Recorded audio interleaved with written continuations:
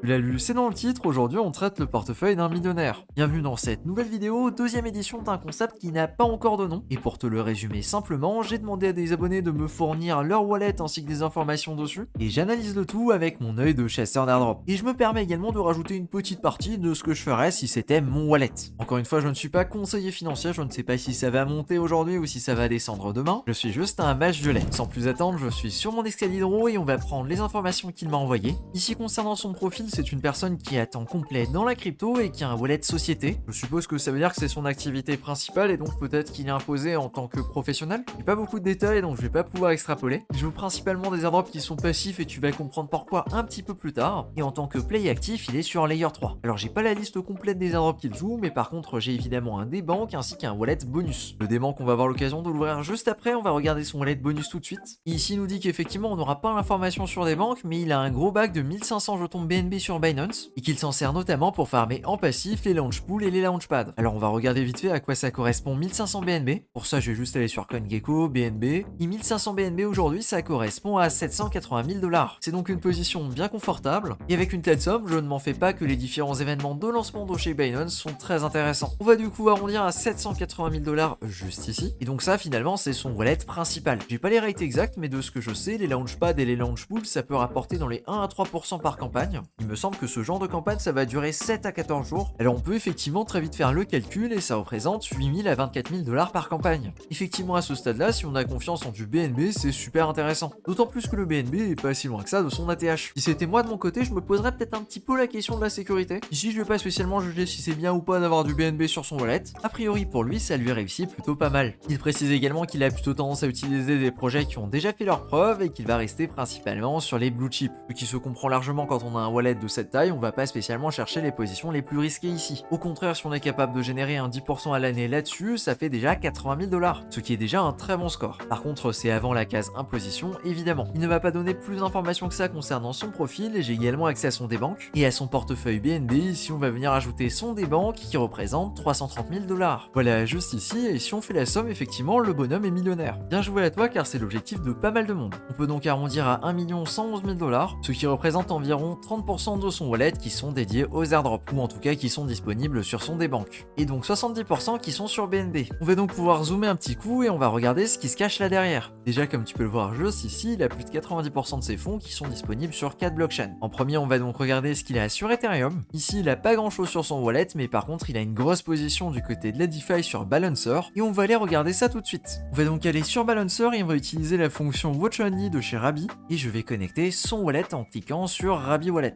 On va donc pouvoir voir ici son portefeuille comme ça s'affiche chez lui. Alors déjà si jamais t'as 400 $ en incentives à venir récupérer, au cas où tu veux comme pound. Et ensuite ici on a dit qu'on regardait uniquement Ethereum. Sur Ethereum il va avoir deux positions. La première c'est du R Ethereum Wrapped Ethereum et juste en dessous on a une paire Wrapped ST Ethereum et Ethereum. Avec ces positions là il va générer environ 4,2% d'APR. Ça inclut les frais de swap, les incentives en jetons BAL ainsi que les intérêts qui sont payés par le R Ethereum. Ce sont deux stratégies assez sympathiques pour générer du rendement sur Ethereum qui sont vraiment du côté assez safe et donc avec des rendements qui sont plutôt faibles par rapport à ce qu'on peut obtenir si on cherche à faire un petit peu plus dégène. Effectivement avec cette position il est un cran au-dessus de ce qu'il pourrait avoir s'il avait juste du Wrapped ST Ethereum sur son wallet qui lui est à environ 2,8% d'APR aujourd'hui. Concernant le R Ethereum, lui il est à 2,21%. Si c'était mon wallet je pense que je partirais plutôt sur de l'E Ethereum. Du coup la version LRT de chez Etherfi. Ici pas besoin de swapper l'entièreté de sa position, à 50% ça me paraît très bien déjà. Aussi je laisserai pas ça directement sur Ethereum mais j'aurais plus tendance à venir le bridger, que ce soit sur Base qui pourrait essayer de répliquer le modèle de Zcash avec du TWAB, c'est-à-dire la somme moyenne disponible sur la blockchain pendant une durée déterminée, ou alors peut-être déplacer les fonds sur Scroll pour venir marquer des marks, d'autant plus qu'il n'y a pas spécialement besoin de venir les intégrer dans la DeFi. Juste tenir la position ou alors venir la poser sur AV quand il y a des slots de disponibles, ça me paraît vraiment être une bonne idée, tout en gardant cette approche de rester avec des blue chips et avec des applications qui ont déjà fait leurs preuves. Je veux dire par là qu'on a déjà vu un Etherfi dans des situations pas très jolies et qu'il s'en tire très bien, notamment car c'est un des rares LRT qui peut être récupéré en 1 pour 1 avec de l'Ethereum. Avec ce type de position, le rendement va pas bouger, ce sera toujours aux alentours de 2,80. Par contre, il va générer des points pour Etherfi saison 3 et bientôt saison 4 certainement. Des points pour Eigenlayer saison 2, même si à mon humble avis, je pense qu'on est déjà vers la fin et ce sera pas si intéressant que ça. Plus finalement du TWAP sur Base ou encore des marks sur Scroll. Et sinon, pour partir sur une position un petit peu plus offensive, ce serait peut-être de prendre du Stone sur Scroll, qui du coup est un LRT qui permet de générer et des points Eigenlayer et des points symbiotiques, avec 30% de points symbiotiques pour 70% de points Eigenlayer. Ou pourquoi pas partir partir sur le Super Symbiotic LRT de chez Etherfi. Alors je sais que dit comme ça, le nom fait vachement peur. C'est une position Etherfi qui a la place d'être restackée sur Ion Layer et restackée sur Symbiotic. Et ça c'est quelque chose que tu peux faire directement sur Ethereum si t'as pas envie de quitter la blockchain. Ensuite il a une position sur DAO Maker et je me pose la question, est-ce que ça existe encore et surtout est-ce que c'est encore utilisé? Pour information, c'est un launchpad qui permet de se positionner très tôt sur différents gros projets. Et pour pouvoir se positionner dessus, il faut stacker des jetons. Ici j'ai donc pas spécialement de commentaires à faire. Il a ensuite une petite position par rapport à son wallet sur Lido avec du S thématique, peut-être dans l'objectif de recevoir quelque chose le jour où le thématique va devenir du pôle. Ça vraiment c'est une affaire que j'ai pas du tout suivie donc je ne sais pas du tout ce que ça donne. Il me semble que c'est pour bientôt mais j'ai pas le nez dans le dossier. Et une position très petite du côté de Layer 3, je pense qu'il a vendu la majorité de son drop. Il doit certainement garder pour les bonus du côté des quêtes. Voilà pour la partie Ethereum de son folio. On voit également qu'il a une bonne partie de son wallet sur Polygon et sur Polygon il est positionné en stablecoin sur Superform. Il a donc ici une position sur Yearn Finance Polygon. Ok, pourquoi pas dans l'objectif de farmer Superform. Cette position là lui génère environ 5% d'APY à l'année, plus les points sur Superform et l'activité sur Hyperlane, Layer 0, etc.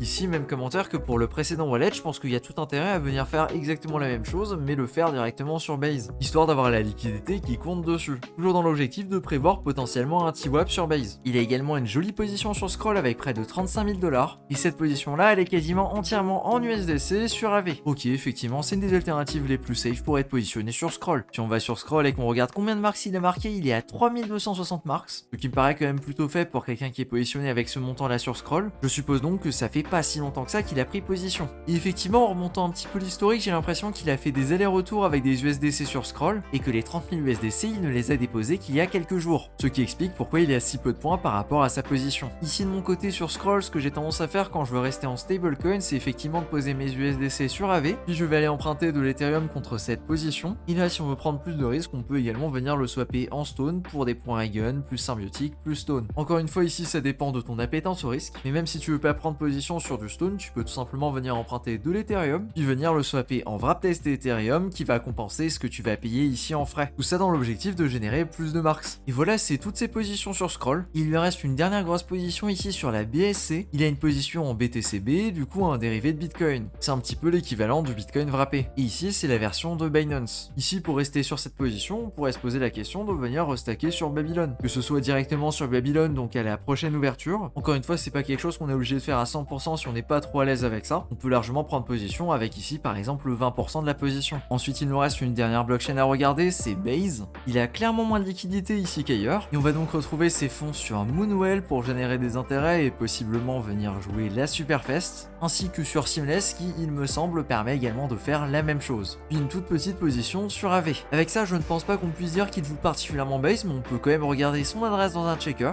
Et effectivement, par rapport à la taille de son wallet, il a très peu de volume sur Base avec seulement 6 000 $. D'ailleurs, chose assez marrante, sa dernière activité date d'il y a 11 secondes, donc il est actif en ce moment alors qu'on est en train de checker tout ça. Pas grand chose de plus à dire sur son activité, il faudrait vraiment creuser beaucoup plus pour avoir plus d'insight à ce niveau-là. Passons maintenant au débrief, et ici on est sur un wallet qui est super intéressant. Déjà parce que c'est pas tous les jours qu'on voit un chasseur d'airdrop avec un wallet aussi gros, et ensuite parce que ça va me permettre de parler des deux stratégies qui fonctionnent quand t'as un gros wallet de ce type-là. Et ces deux stratégies-là, elles partent d'un problème qui est assez facile à voir. Admettons qu'il avait joué ZK Sync et qu'il avait chopé l'allocation max, soit environ 30 000 $ le jour du lancement, et bien ça représente même pas 3% de son wallet, et c'est certainement moins que la variation journalière de celui-ci. Voilà, tout ça pour un petit peu plus d'un an de travail avec de l'activité assez régulière sur le réseau. Autant te dire que c'est pas spécialement le truc le plus intéressant quand t'as un wallet qui sort du lot. A l'inverse, quand t'es dans ce cas de figure, je pense qu'il y a vraiment deux façons de faire qui peuvent être intéressantes. La première, c'est un petit peu ce qu'il est en train de faire, c'est de venir jouer tout ce qui est passif. Tout simplement car ce sont des airdrops qui ont tendance à être linéaires et à venir récompenser plus les personnes qui vont stacker plus. Finalement, on se retrouve dans du liquidity mining déguisé. Je pense à Ion Layer ou encore les différentes campagnes d'Etherfi par exemple. Et avec ça, en général, t'arrives quand même à dépasser les intérêts que tu es censé générer si tu fais juste du farming classique comme ce qu'il a pu faire sur Ethereum. Le truc par contre, c'est qu'on a rien sans rien, et pour prendre ces positions-là, il faut prendre plus de risques. Poser sur des projets qui sont relativement jeunes, qui ont moins de TVL, etc. On le veuille ou non, c'est ce qu'on fait. Ici, à mon avis, ce qui reste intéressant aujourd'hui, ce sont peut-être les dérivés d'Ion Layer. On peut notamment parler de Symbiotic ou encore de Babylon par exemple.